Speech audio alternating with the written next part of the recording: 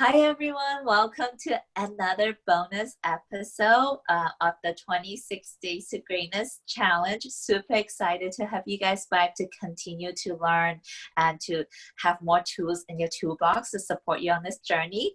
And today I am super honored and grateful to have Melitta Campbell with us all the way from Switzerland. Melitta has been supporting business owners on how to develop the strategies and the positioning needed to create the growth that they desire since 1997. And Melitta has amazing business knowledge, leadership experience, and marketing expertise that she utilized, combining with her personal experience of growing businesses around busy family life to support driven women entrepreneurs. And I am super excited to have Melitta on here. Such an honor. Thank you so much for being on here today. Thanks, Miko. It's great to be here. Awesome. And I hope our listeners are ready to really take in all the information. And as always, it's all about the implementation that matters. So hopefully you guys all have your notebooks ready. I've got mine and I'm ready to take notes as Melitta teaches amazing strategies today about communication. But before we get into that, Melitta, why don't you open up and share with our audience a little bit about who you are? Give us a little bit about your background. So we get to know you a little bit. Great, yes. So these days I'm a business coach for women who want to grow and scale and build their business, but that's not where I've always been. In fact, I started my first business 12 years ago as a communications consultant. So I was working with a lot of the large corporates, I was working with the UN agencies and other nonprofits and solopreneurs in between. So pretty much everybody, which was a great experience. But building a business on my own around my family, and which at the time when I started, my daughter was 5 months old, and then her sister came along 18 months later. So it was a very busy time, and my husband traveled a lot. So it was really, how do you build a business and stay consistent with so many distractions and other demands on your time? So I had to really get organized and learn lots of great productivity tips and techniques that I could apply to my business, but I didn't always get it right. And I took a big step away from my purpose and what filled me with joy in my business. And ultimately that led to me not doing so well with my health and going to sort of full pelt towards a burnout. And I built a second business. It was a wellness product business, which kind of helped my recovery. And it's what I needed at the time. Again, it still wasn't on purpose, but it helped me to really see the value of having a business coach and mentor, because there I had both. And in fact, I started working under a different brand, helping to become a business coach with them. So I was teaching people specifically how to grow a business with their particular product range, which was great because it was like this crazy control experiment that if people have the same products, marketing, tools, training, everything, what makes one person succeed over someone else? And it was this ability to learn and grow and to have some self-belief, or at least the desire to grow that. And then people were asking if I could help them grow their own business. And I was like, yeah, that's interesting, because before I started my business, I actually was working with small businesses and in the end, a large corporate, to help them develop innovative communication and marketing strategies that would support their steady growth and positioning at low cost and making them stand out as unique in the marketplace. And I got my first business degree from an art school. So it really gave me a different perspective and a different approach to marketing and communications, which really helped me to stand out. And I always reported directly to the leadership because of this different perspective, I believe. I've also got a master's degree in communication and marketing as well. So it was great to have those two approaches and to bring those to these other businesses to help them grow. And so when I saw women around me asking for help, I was like, yeah, actually, that would be really interesting to bring all of these experiences together with how I've built my business part-time around my family and made it work, and bring all of that to help them. Plus, when I was working in corporate, I did a lot with women's networks, and I actually set up my own women's network. And I loved the energy you get from a group of women when you help empower them, train them, facilitate themselves to really learn and grow and inspire each other and support each other. That was just magic, really. It was such a special time, and that was the purpose I felt I'd really stepped away from. So coaching other women really helps me to bring that element back into my business. And since I started doing that 5 years ago, the energy I get every single day when I wake up in the morning is just, it's night and day from what it used to be. It used to be such a struggle, and now it's like, but sometimes I'm even up at 5 o'clock in the morning because I just can't wait to get started. And I've got a new strategy that I've developed for one of my clients. I'm like, oh, I can't wait to work through this with them. And it's, yeah, and seeing them get results in their business is almost more exciting than getting those results for myself. Oh, I love hearing that, Melitta. It's amazing because I can hear the passion and the excitement in you just by listening to you share about the work that you do now. I can see that shift as you were explaining that story. And I see a couple like keywords that are popping up, and I've been taking notes already. And it really comes out to me, the idea of self-belief, like that leadership component behind. It doesn't matter what the best strategies that we can all have, we can all learn, but it all comes down to that self-belief. That is so important. So I just wanted to bring that up because I relate to it. But before, so let's dive into communication, because I know that's one of your expertise about marketing, about communicating to make out, land a message to kind of make us stand out in the marketplace. But would you like mind sharing from your point of view? You're the expert. Like why is communication so important, especially for leaders to step up and to tap into our greatness? Why do we need to cultivate our communication? So success in any business, it's all about relationships and connection, and having that self-confidence to be able to present yourself in a way that, you know, if you're not confident in what you're sharing, your client never is going to be. You know, you have to have that self-belief first. And so you have to understand how to position yourself, how to present your value in ways that are clear and create those relationships and connections. And for me, that's the thing that's really special about communication, is it has that ability to create amazing connections with other people. And you can use it for, well, everything from your clients to your staff to the partners, to when you're going out networking and public speaking and doing events like this. You know, there are so many opportunities in being an entrepreneur and a business owner. You have to be out there in one way or another. So communication is really, I believe, the most essential skill to master for any business owner. So I really love sharing the 4 golden rules that I'm going to talk about, because I remember when I was a communications consultant and I was asked if I could start training some corporate communicators, so professional communicators. And I was like, yeah, great. And I started breaking down my knowledge, everything I've been working on and studying in for more than 20 years at that point.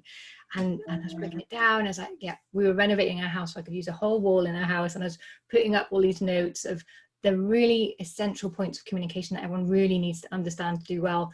And the wall was covered.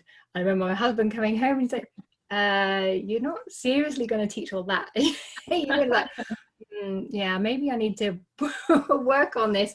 So I started grouping them and testing them and really pushing myself to come up with the real core essentials. And in fact, I got it down to the 4 golden rules, and it could even just be 1.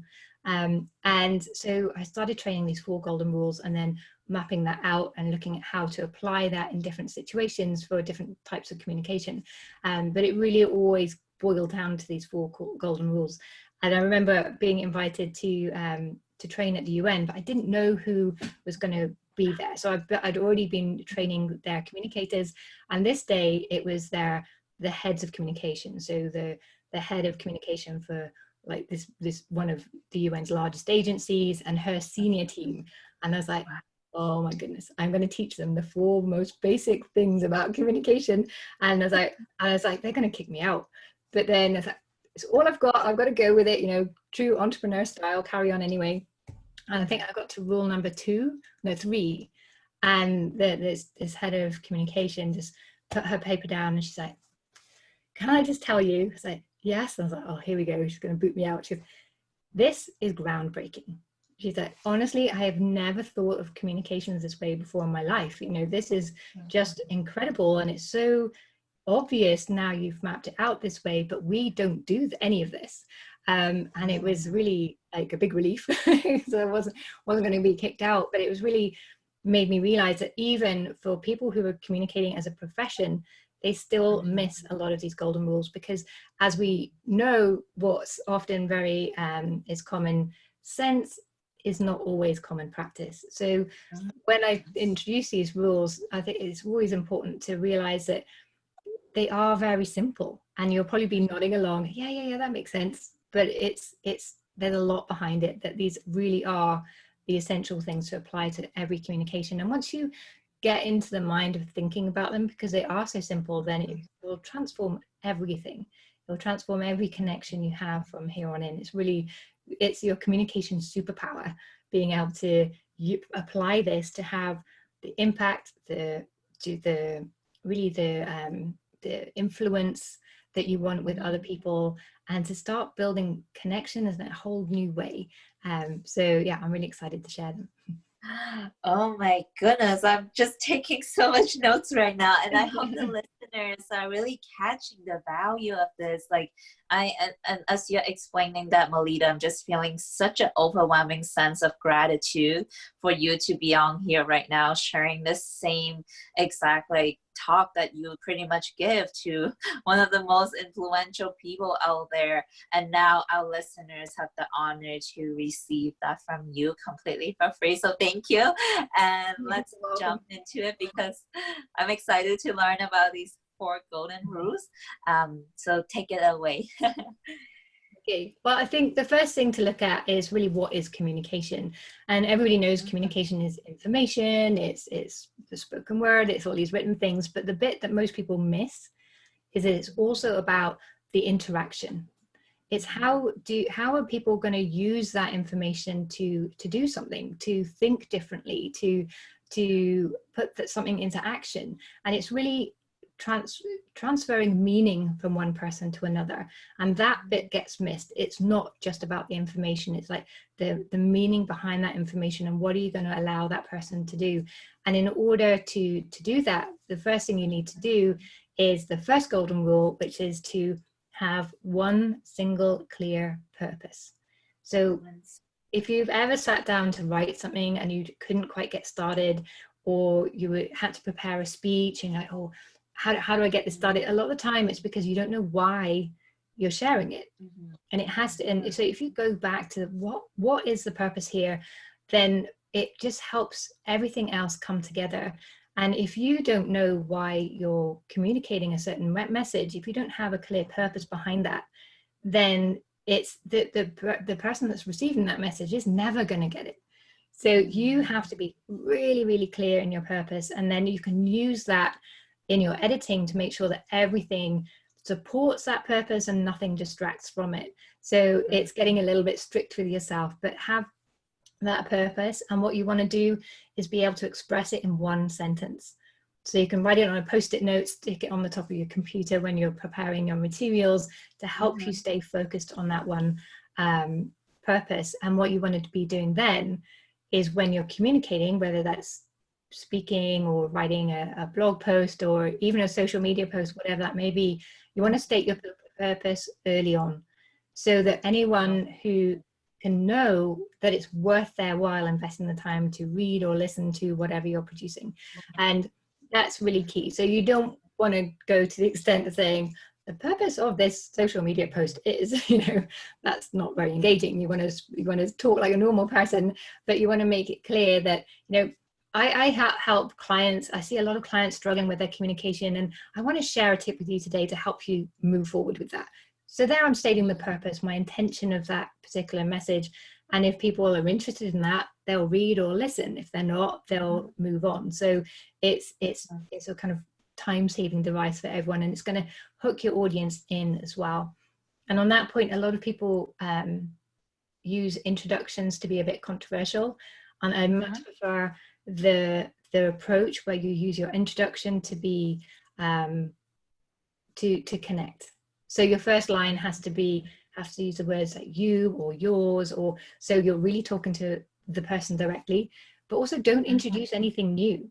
Tell them, you know how it is when connect with them so you're not introducing anything new, but then that comes in the next sentence. So that person's like, they're with you, they're nodding along, they're engaged, like, yeah, I know that already. I know that to be true.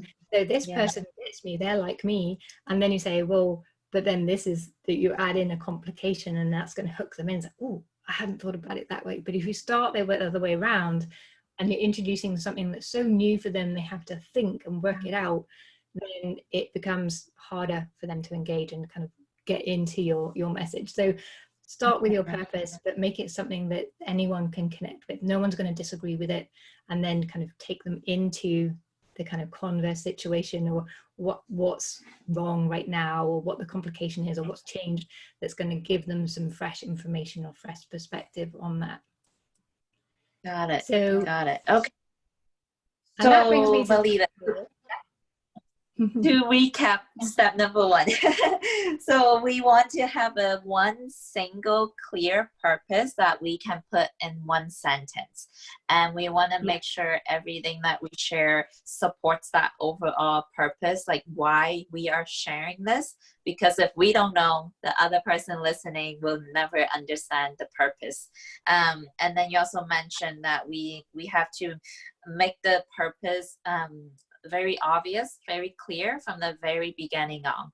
And we can do that by introducing in a way that connects with people, saying something that connects with everyone, and then introduce an idea that gets people thinking. Yeah, absolutely. You deserve a gold star. You're taking very good notes there. Okay, so that was step number 1. Golden rule number 1, right? Okay. Yeah, exactly. But then number 2 kind of leads on nicely, because in order to have that connection, you need to know your audience. So you really need to get to know them and let them see their situation in your message. And to do that, you need to get to know your audience as much as you can. And it's great now with social media. That's made that a whole heap easier. So in the old days when we didn't have the internet, or the internet was very in its early stages, no social media or anything, you had to read magazines, and you had to do focus groups, and you had to go networking, and you had to physically hang out with these people. But now you don't have to do that at all. And it's really, it's so easy to do your research around what do these people care about, what's important to them, what are they struggling with, what are their pain points, what keeps them up at night, and what are they trying to achieve in their world right now that you can be helping with.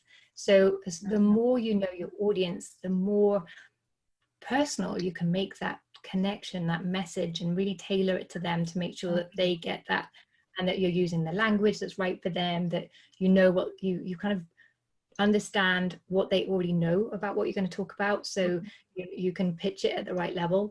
So that's really, really important. And to understand where they hang out, so you can share your message in the right places too.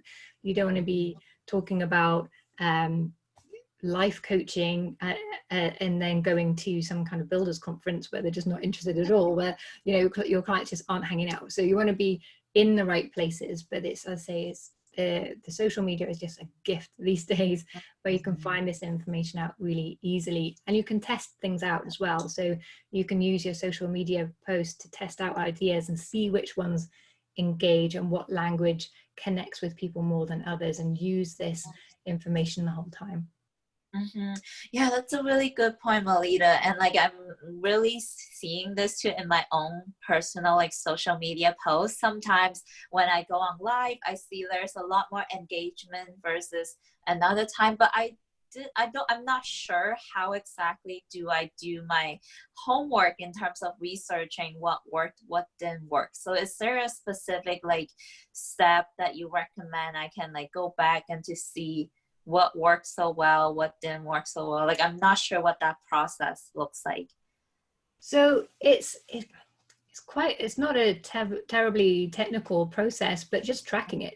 So if Oh, you can track your messages and see, okay, lots of people commented on this, and then look at what times of day, what kind of language what language you were using, what kind of pictures people love pictures of people, and that's why I think why video works. I remember when I was working in corporate, and on our intranet we had these little banner ads at the bottom for different things that were happening across the company. And one year at Christmas time, we put out an invitation to people to take photographs of their Christmas lunch and share it, the team lunch, and share it there so everyone can get to know each other, all the different teams. And normally on these banner posts, we'd get, 60 people click on it a day, something like that. But this one, it got 2,500 clicks every single day. I mean, it was crazy. We didn't even have that many people in that particular department. People just love seeing pictures of people, and they love. And so it's very often it's the simple things that engage. It doesn't have to be overly complicated. That was just the most simple thing. There was no text. It was just pictures and the name of the team, and that was it. So it's seeing what works. So there we were always looking at what colors, what headlines, what kind of things connected with people, and then we put that picture out. We're like, okay, we need to make sure we invite more people to contribute and be involved and use more real stories from people and real pictures. So we started to integrate more of that into the news, and then more people will come into the internet, and so then they got more of the news as well while they were there. So it's a bit of a trial and error process as well. Got it. Okay, got it. So at least do some tracking, just have that awareness. So we know. So rule number 2 is we want to know our audience so that our messages and our communication can feel more personal. Like the audience feel like we understand them, we get them when we put something out. It's like directly talking to that group of audience. Yeah, exactly. And this is where, if you're in business, having your niche is going to really help, because then you can speak to your niche and you're going to really connect with them and get a lot more traction than if you're just talking globally to everybody, because you can't connect that way. And nobody with like, oh, this bit of information is just for anyone who happens to be passing that's talking to me. You don't get that reaction. So you need you're niching down your business is really going to help with that audience piece as well. Got it. Okay. And then and we also not only knowing our audience in terms of like what are the pain points and the struggles, but we also need to know where they hang out, so we are posting in front of the right places, sharing our message in the right place. All right, cool. Is there anything else for number 2? No, it does, but grow with them as well, because your audience will come to have certain expectations of you. They're going to grow over time. They're going to evolve. So be aware of that process as well, so you can stay in touch, and don't assume that the research you did 5 years ago is still relevant today, because people evolve as well. So stay relevant and evolve along with your audience. Okay. Exactly. So then the third point is kind of to break away from everything you learned at school. So at school we're taught have like long, like write essays and make sure you have lots of adjectives and long words and flowery sentences. None of that works in real life, unfortunately. So the third rule is to keep it clear and simple. So what you want to be doing here is looking out to make sure that you never use cliches or overused words, but things that are unique to you and your brand, but that are simple and connect easily. Particularly now I'm living in Switzerland, and when I lived in the UK, everybody there, although it's quite multicultural in the UK, everybody speaks English, and they've grown up in the same culture. Everyone has the same points of reference. So the way I spoke and connected with people there was very different from when I moved to Geneva. And I was really in a global environment where people were speaking different languages. They had different points of different cultural references. So I had to really strip down my language and keep it so much more simple. And but I think it made my communications better. You know, I wasn't relying on any sort of shortcuts. I had to be clear. In every piece of communication had to be clear in its own right. And it's a great discipline to have and when you're communicating online, of course, that's a real global environment. You don't know who is going to digest your information, or where they're from, or what they understand, or what their background is, or what they connect with. So yeah, the clearer and more simple you can keep things, the less room there is for misinterpretation. And when it comes to anything important, don't use big words, use short ones, because words of one syllable don't need to be processed by the brain. They just go straight in. And this is why anyone out there with kids will understand what I'm saying here, that, you know, you don't even watch the kids' shows. You're cooking in the kitchen or doing something else. And yet all those nursery rhymes and kids' themes, like at 2 o'clock in the morning, that's what's going around in your head. And you can't get it out of your head because you don't need to process it. And all these nursery rhymes are all words of one syllable. So they go straight in, and it's really annoying. So if you have a key point you want to make it in really short words so that it goes straight in and sticks. Oh, that's so good. I'm really seeing this. And I think like with our society now, we're just always so constantly stimulated with new information that our attention span is just so short. And people don't want to sit and listen to like a live stream for like 20 minutes. They just want the good stuff, get in and get out, and then go with it. So obviously I think this is something that takes practice, right? Being able to keep a message in a simple, concise way. I feel like I tend to talk a lot. So like what are some things I can do to cultivate or to kind of strengthen this skill set of keeping my message simple and clear? So that comes into point 4, the final golden rule, if you like. But definitely what you touched on there, practice is helps. And there's this famous quote, and it's been attributed to different people, but one of them was Oscar Wilde, and he said he's writing a letter to someone, and he apologizes for writing a long letter because he didn't have time to write a short one. You know, if you have to write something short, you have to take more time to be purposeful and really pore over your words and make sure that you're not wasting any words at all, that they're all so perfect. And there's a brilliant show on British TV, if anyone gets a chance to watch it, called Inside Number 9. And it's the writers are, every single episode is completely different. They're always very clever, but they're only 30 minutes long. And when you listen to this, you realize there is not a single wasted word in that script. And so it is an art, and it takes time to practice, particularly at that level. But we can just make sure that we leave the time to do your rough draft and then work at it.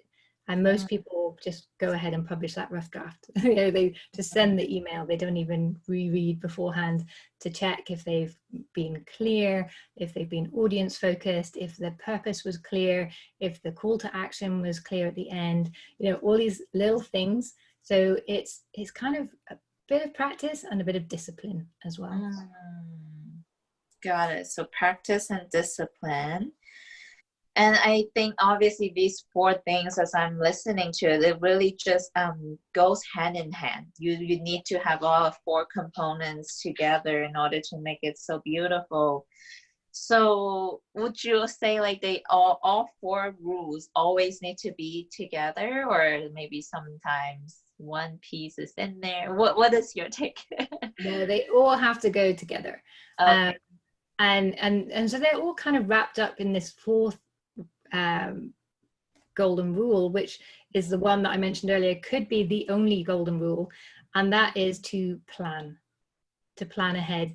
And even if it's just a short message, maybe you only need 5 or 10 minutes to plan ahead, but to take a bit of time to really think about your purpose and your audience, or already that's taken, how you want to structure your message, how you're going to deliver the message. So is it something that's better through a live video or a social media post or a blog or a report, or what's the best way for you to transmit that message to these particular this particular audience to get the results that you're looking for?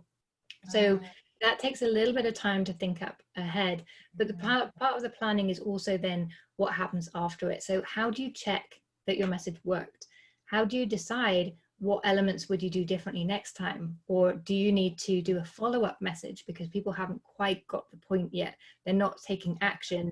So it's very often we put a message out there and I see so many people, oh, well, I sent them an email, but nothing happened. That, well, what did you do next? Did you call them to say, did you get the email? Did you open the email? Did you take action and find out? Or did you follow it up? And that, oh, no. But, you know, and they assume because they sent the email, balls in their court now. It's like, no, the responsibility is still very much with you to make sure that your message works. So to plan can really help you to do that, to take that responsibility and make it as successful as possible, and make sure that you're integrating any learning that you get from your evaluation and feedback as well. Wow. I never thought of that. Like, to plan includes both before and after. The after, like really tracking, see what worked, what didn't work, and then how we can learn from previous experience so that next time we can do better, and just that's how we fine-tune the craft.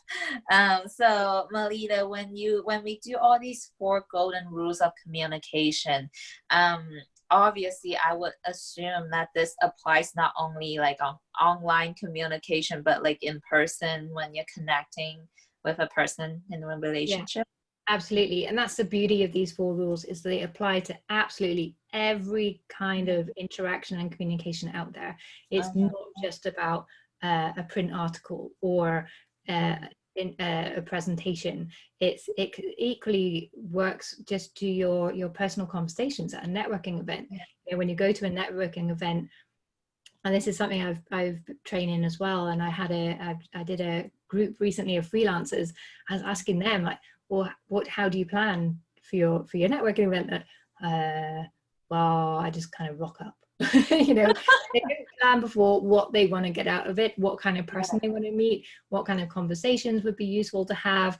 Are they looking for clients? Are they looking for a mentor? Are they looking for industry insights? You know, whatever your purpose is, it's going to change the kind of people you want to meet, and it's going to change the people you go to first, and then do your homework and stalk these people on, you know, if you go to an event on Meetup, it's got a list of everybody with their pictures, and you can contact them beforehand, say, hey, it's really great, I saw you're on the list, I'm looking forward to going. And you can already pre-meet people so that when you get there, you're kind of working with a warm audience rather than a cold audience. And with LinkedIn, social media, it's very easy to do the stalking bit, which is very helpful. But then you want to follow that up afterwards as well.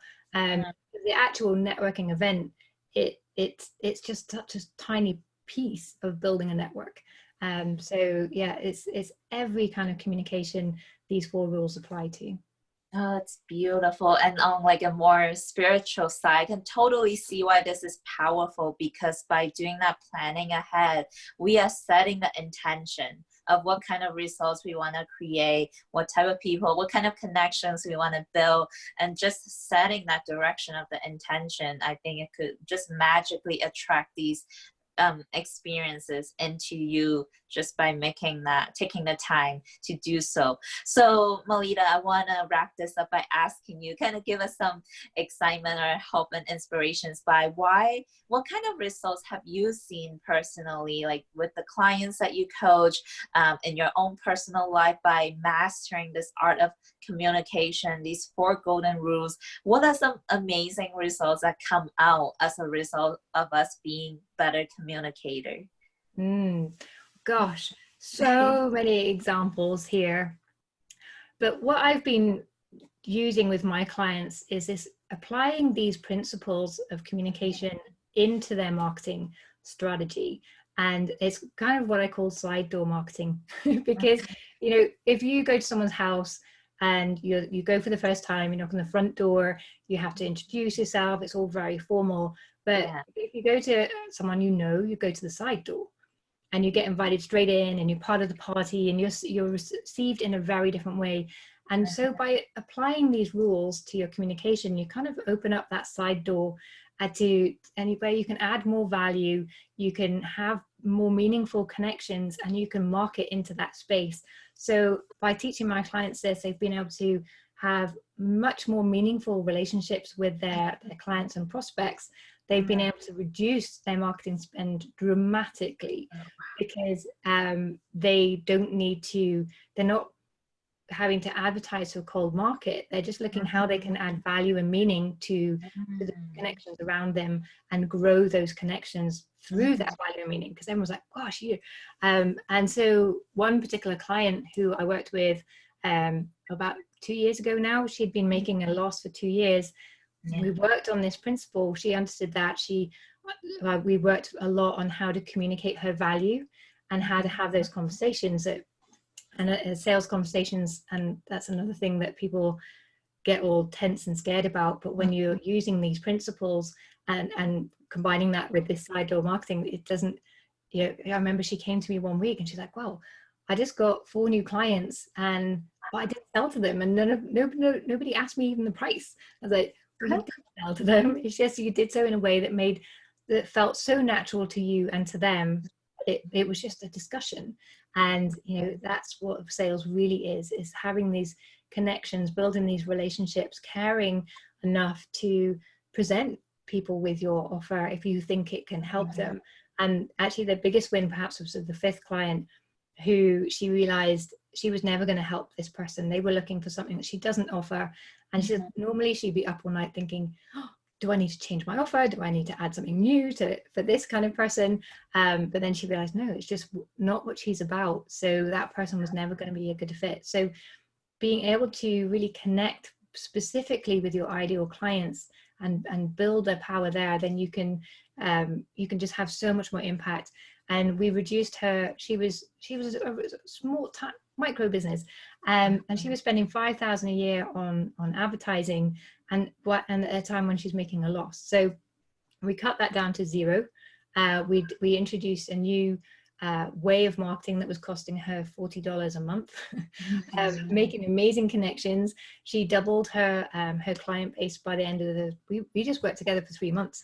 She doubled her client base, and then 6 months later she was opening, she was in profit. She was opening a second, she has a physical location. She was opening a second branch just from getting her communication and marketing right and doing it so in a way that's meaningful. So it's keeping it simple, just focusing on and building those relationships through meaning and using these principles can really have a huge impact on your business. Oh, that is amazing. And would you mind sharing also just like on a personal level, like when it comes to relationship and communication, because like our relationships in our outside business also has a huge impact on how we show up in our careers and our business. So how does like increased communications really create powerful results in our personal relationship? So I'm a shy girl. I've always been the shy one. So things like being able to network has always been a challenge to me. Public speaking was always difficult, but being able to apply these principles has enabled me to do that. And through networking, I haven't just come away with business connections. I've come away with so many new friends and people who are like-minded. I've been able to make these really amazing connections. And as an entrepreneur, it's really important to be surrounded by inspiring people who are like-minded, who understand your purpose and are there to support you. And it's really helped me to do that as well, just by, and it kind of sounds, in a way, it could be seen as being a bit contrived if you're kind of planning ahead your communications to get friends. No, it's really about making sure that you can add value and meaning and find the right people to connect with, whether that's friendships or other or looking for partnerships in a personal sense as well as a business sense, or whatever that may be. understanding how to connect with people is really important. Yeah, I can only imagine, because we can clearly convey what we believe in, our messagings, our values, and automatically that will attract the similar tribe of people into your circle. Oh, that was so good. Wow, thank you, Melitta. That was so. Let's recap really quickly the 4 golden rules of communication. Number 1 is we have to have one single clear purpose in one sentence and introduce that early on in our communication. And then number 2, we got to know our audience, and that includes like what they're struggling with, what are the pain points, and where they hang out. Number 3, we want to keep it clear and simple, so every words that we use, we're not wasting it. And then number 4, we just have to take more time to be more purposeful, and we do that by practice and discipline. Did I get number 4 correct? And planning. That time to plan is really essential. It sounds boring and tedious, but it will change your impact dramatically. And that's what we want, is that impact, that ability to influence, to build our credibility and our positioning, and that takes planning. Builds credibility and influence. Yeah, so and basically by mastering these 4 golden rules, we can create amazing results, like add more value and more meaning to every connections that we build. We get to attract the right kind of people into our circle, increase impact, increase revenue and clients, just a lot of good stuff. There's nothing that comes. Yeah, this is so good. Thank you, Melitta. I just want to take some time to acknowledge you for the amazing work that you're doing, supporting women entrepreneurs like myself and so many listeners listening right now, and being so generous with your time by being on here today, just contributing with your wisdom and your expertise. And with that being said, I have no doubt that our audience would love to continue to learn from you and to stay connected. So would you mind sharing how they can find you online? Sure. It's quite straightforward. I remember when I started my business coaching business, I was trying to come up with a clever name, something unique, something different. And then I was at a dinner party and someone asked me, "Is like, so how do I find you?" And I said, "Oh, just type Melitta Campbell into anything and you'll find me." And then I was like, "Oh, I'll just use my own name."